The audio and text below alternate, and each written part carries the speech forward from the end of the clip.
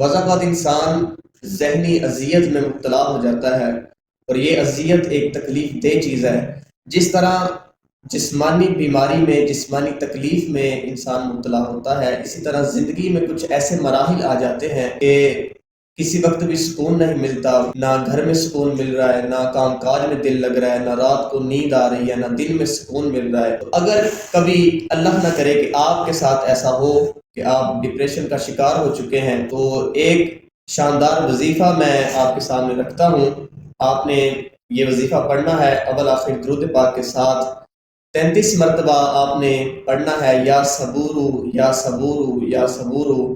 تو انشاءاللہ العزیز اللہ پاک کے کرم سے آپ کی اذیت، آپ کی پریشانی، آپ کا ڈپریشن خوشی میں تبدیل ہوگا انشاءاللہ۔